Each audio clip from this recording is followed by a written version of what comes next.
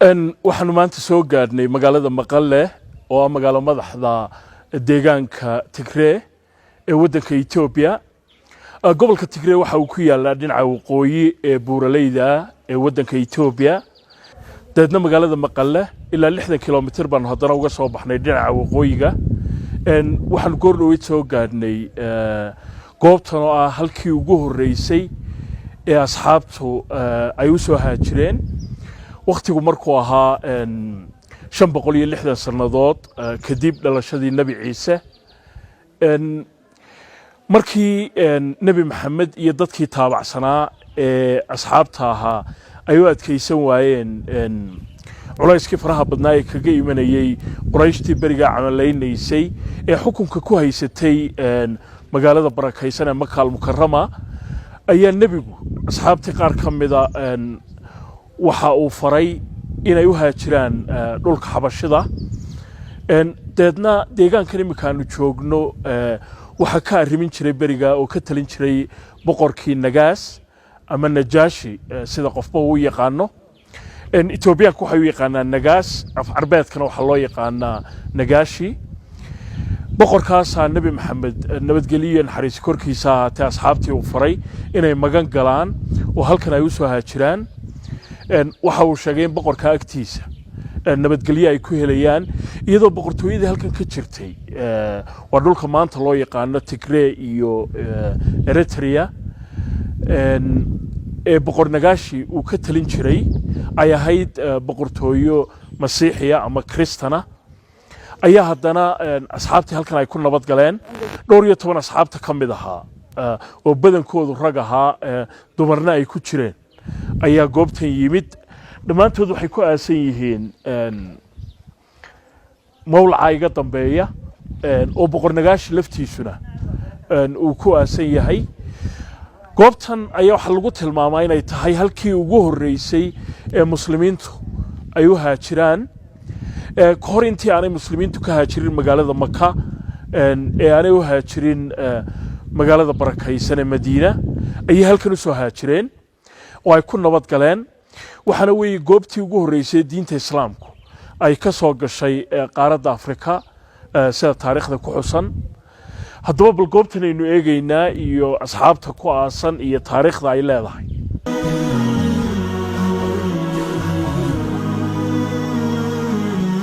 dhismayaasha halkan ku yaalla dib baa loo casriyeeyey waxaana halkan idinka muuqda xabaalo fara badan oo cusub oo Ilaahay ha u naxariistay dadka ku aasan dhawaanahan lagu aasay. tiirarka halkan ka muuqda marka meesha la soo gelayo waddanka Turkiga lagu soo sameeyay sida la sheegay waxaana loogu talagalay in asxaabi walba magaciisa lagu qoro asxaabiyiintii halkan u soo haajiray halkanna ku aasan. laakiin wali may dhamaanin hawshoodu oo magacyadii kuma qorna laakiin tiir walibaaba waxa uu taagan yahay mid ka mid ah asxaabiyiintii halkan u soo haajiray. dad fara badan baa halkan soo booqda oo soo siyaarta oo ka yimaada waddanka Itoobiya iyo meelo fara badan oo kale oo caalamka ah. halkan waxaanu kula kulannay nin af Soomaali ku hadla. wariyaa iska waran. alxamdulillaah soo ma wanaagsaneed. adigu ma halkan aad ka timi markii hore. wallahi xagga baan ku dhalay. halkeed ku dhalatay. xaggan baan ku dhalay. ma sha Allah way. laakiin waxaan ku weynaaday waa Djibouti. Djibouti hay. af Soomaaliga xageed ku baratay markaa. Djibouti baan ku bartay. Djibouti muddo intee lag baad ku noolayd. wallahi door 20 sano. door 20 sano. af Soomaaliga aad buu fiican yahay. oo imika halkan aad joogtaa miya. xaggan waa Iran joogay. hay. hooyadii xaaskayga ma xagga bas ka joogaan. hooyo iyo xaaskii iyo dadkii dhammaan halkan kula joogaan. dad intee lag ba halkan soo booqda. wallahi dad fara badan bay maalin bay dad fara badan bay maadan. wala gaalaha inta gaalaha hatta way maadan. ma dad gaalaha bay yimaadaan. magaaladan Najaashi dad intee lag ba ku nool. wallahi muslimki door 150 inta gaaladina waa door 300 baa noqonayaan. way masiixiyiintii muslimku ku wada nool yihiin halkan. dadkeedii soo booqda halkee bay ka yimaadaan. wallahi meel kala duwan bay maadan. hay.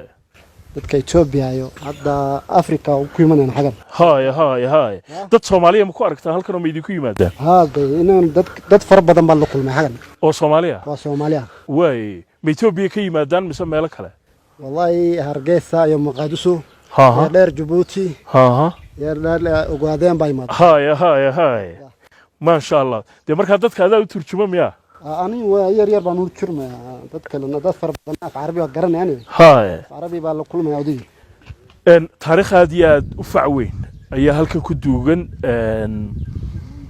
oo ka turjumaysa hijradii ugu horeysay ee muslimka marka sheekha ugu weyn dadka maanta halkan jooga ayaa nooga warrami doona taariikhda halkan ku duugan taariikhdii boqorku lahaa iyo asxaabtii halkan timiba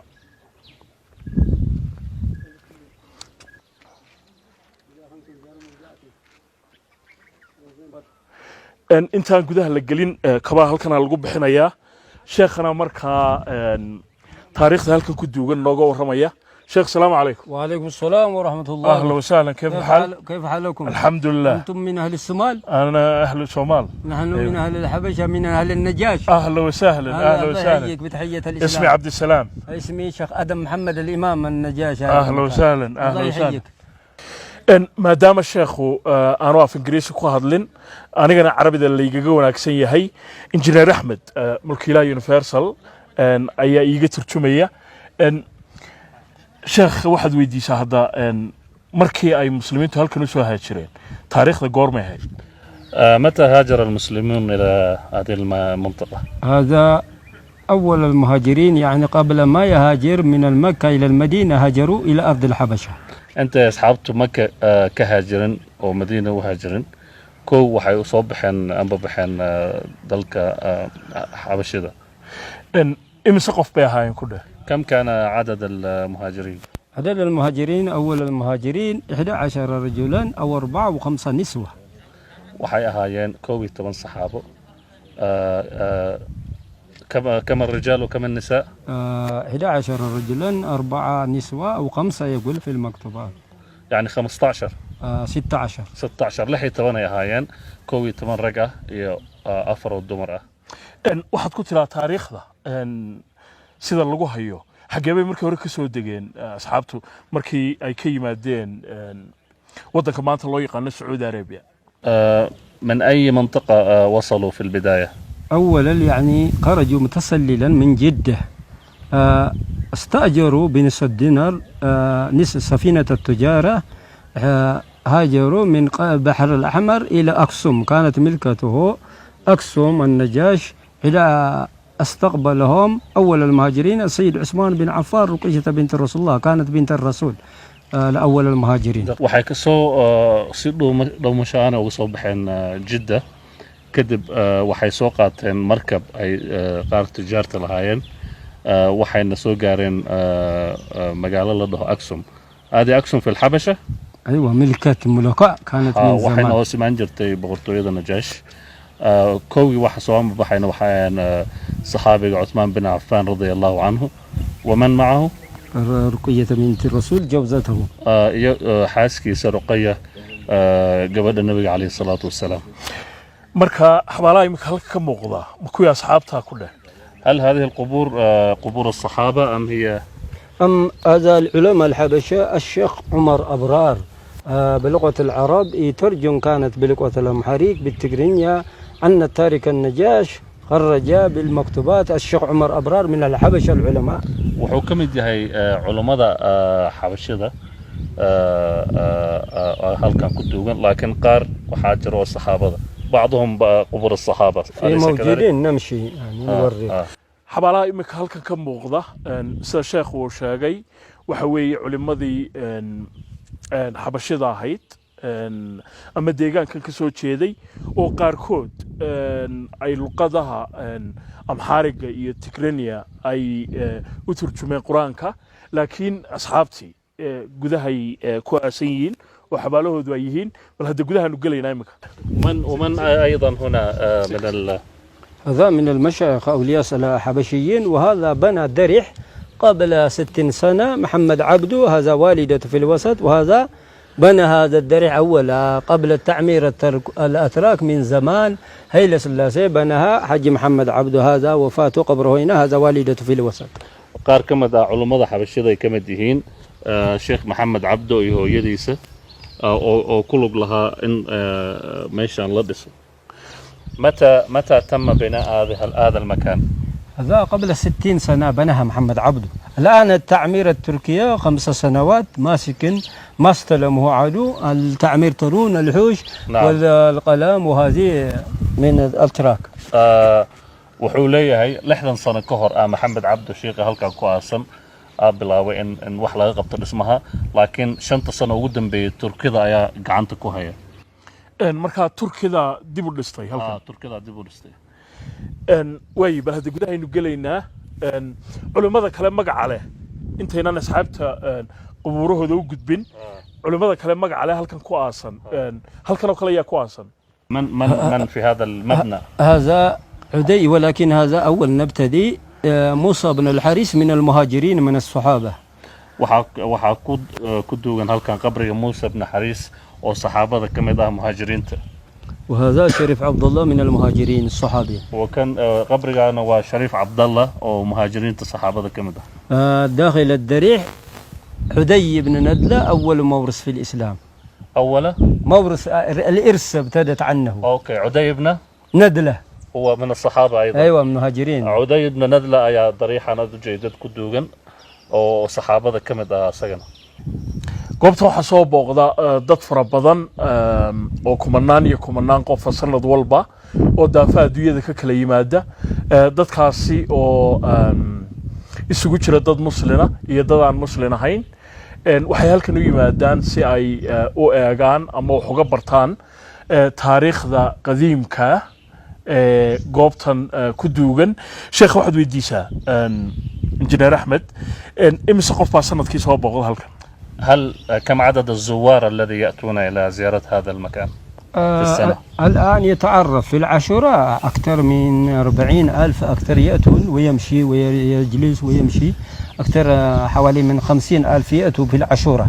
والثاني الخارج السياحين من الجرمن من إيطاليا من فرنسا في وقتات ما كل يعني ما أعلنوا للناس. الآن يعتلن يأتون الناس شوي شوي. نمبر صحة ما هنا لكن وحود هاي ضلوا والبلوغ ماذا وقت عاشوراء إلا كنتم أفرتم كنا يقارن ضدك صوبه. asxaabtu markii Aksum ay ka soo degeen maxay ku doorteen inay halkan degaan؟ عندما أتى الصحابة إلى أكسوم لماذا اختاروا هذا المكان؟ حوالي من 10 سنوات جلسوا في الأرض الحبشة، يحولوا كانوا بعد وفاتهم كانت في هذا المكان. يعني هم لم يأتوا على طول إلى منطقة هذه المنطقة؟ لا، ما أتوا، وصلوا عند المرتين إلى أكسوم. ayaga Aksumay ku soo degtay laakiin meeshan waa meeshii oo saxaabadii lagu aasay qabriyadoodii, laakiin markay imaadeen dhowr meel ay soo degeen. xabaashan iminkaanu dul taagannahay sheekhu wuxuu sheegay in sheekh caana sheekh cabdiraxmaan jabarji inuu halkan ku aasan yahay. taariikhdiisaan deedna wax ka weydiinaya. حدثنا عن الشيخ عبد الرحمن جبرتي عن تاريخه. من العلماء معروف المؤرخ. wuxuu ka mid ahaa culimada wuxuuna ahaa taariikhahan yani taariikhda islaamkii waxaasuu ku xildheeraa. gudahan iminka gelaynaa waxaana ku aasan gudaha boqor Najaashi lafahantiisii iyo asxaabtii halkan u soo haajirtay badankooda. laakiin haddii tilmaan yaraan idinka siiyo deegaanka goobtani ay ku taallo, goobtani waxay ku taallaa buur dusheed, waxaana ku wareegsan dhul buuralaya oo si fiican aad uga arki karayso dhulka kaa hooseeya. gudahan iminka gelaynaa.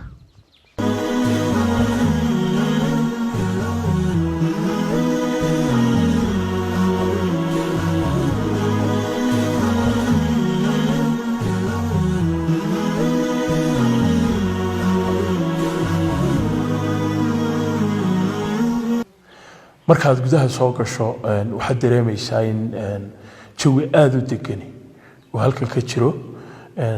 boqor najaashi iyo asxaabtii halkan u soo haajirtay qabuurahoodii baa halkan ku yaala laakiin dhismahan sidii sheekhu uu sheegay dib baa loo dhisay waxaana ka muuqata farshaxankii ama dhismihii turkiga marka xabaaluhu siday kale yihiin ku dhaaxwe كيف هذه القبور يعني كم من الصحابة والنجاش والمهاجرين 12 مع النجاش 13 الصحابي ودفين في هذا المكان. هل كان waxaa ku duugan boqorka Najaashi iyo 12 saxaabada kamid ah boqor Najaash isagu masiixi buu ahaa Soomaaliya intii aanay asxaabta halkan iman ka hor هل كان النجاشي قبل أن يأتوا الصحابة مسيحي؟ كان من أهل الكتاب يعني قبل ما يبرز يهودا ماسكا سألوا عن العيسى والرسول لا فرق لهم بين الرسول وبين العيسى قال وحودها أهل الكتاب وكمدها marka la weydiiyana ciise iyo nabi ciise iyo nabi maxamed wuxuu dhahay waa anbiyo allah wax farq u dhaxeeyo ma laha yani uu aaminsanaa inuu nabi maxamed imaan doono marka waa sababta uu badbaadiyay asxaabtii halkan u soo haajirtay nabiga laftiisuna nabadgelyo naxariis korkiisa ahaatee waa asxaabta u farayna halkan u soo cararaan miya naxariistaas uu ku ogaa miya nabigu هل كان رسول الله صلى الله عليه وسلم يعلم أن النجاشي ملك عادل؟ نعم الرسول والفرس والروم كان اختار إلى أرض الحبشة فيها ملك العادل ملك الصالح لا يظلم ولا يزلم عنده أحد قال أرسلهم كما رأها استقبلهم وأكرمهم وسيدو النبي صلى الله عليه وسلم markuu soo diray saxaabada wuxuu ogaa inuu malik boqor caadil ah u joogo oo dhulkiisa dad lagu dulminin ee asaga aan dad dulminin sheekh wuxuu sheegay in qabuuraha halkan ku yaala ee boqor Najaashi iyo asxaabtaba uu daha ka qaadayo waana marna jeclahay ana turkida sameeyo mar labaad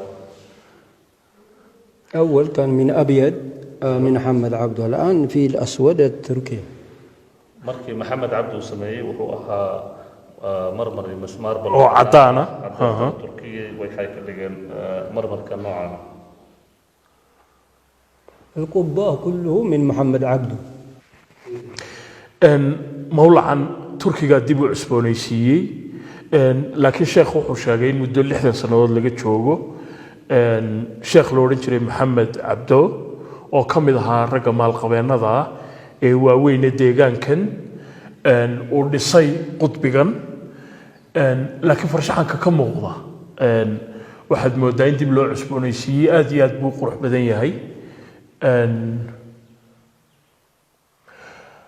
marka waxaad tidhaahdaa halkan marka diinta islaamka la eego muhiimada intee lag bay leedahay هذه المنطقة هل لها أهمية للإسلام والمسلمين؟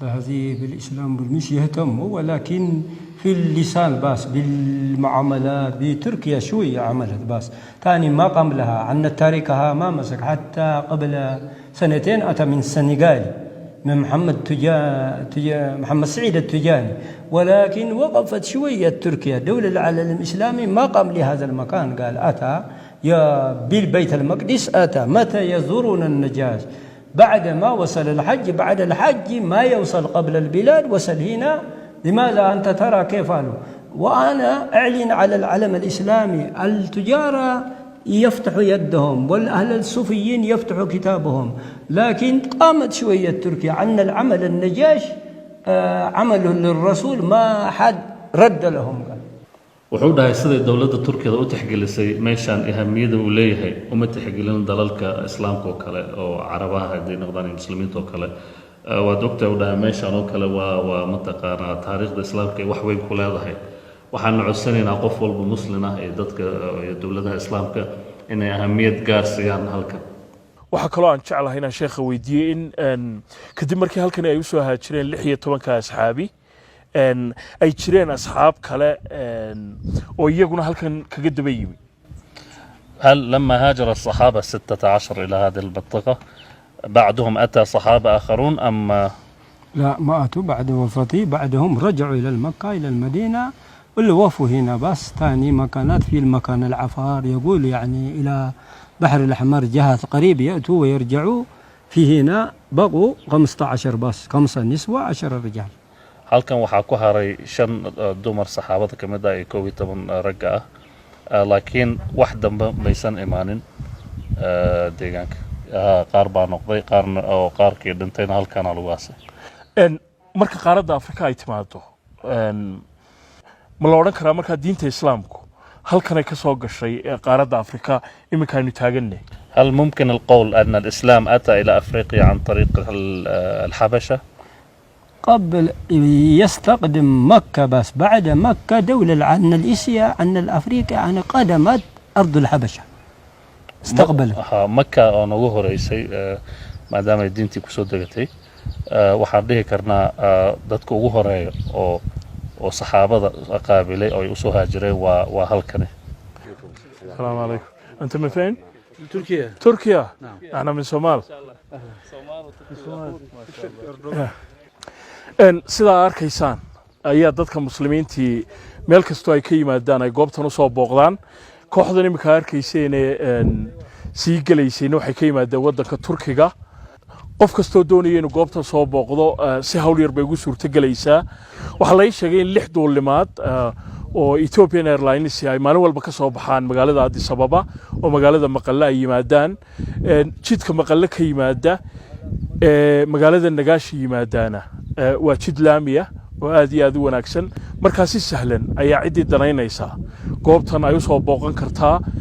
muhiimadeeda ugu weynina waxa weeye goobtan inay tahay halkii ugu horeysay ee diinta islaamku qaaradda Afrika ay ka soo gashay iyo halkii ugu horeysay ee muslimiintu intii aanay u haajirin magaalada barakaysan ee Madiina ay u soo haajireen oo halkan ay ahayd hijradii ugu horeysay ee muslimiintu ay ku nabad galeen ee ay u soo haajireen.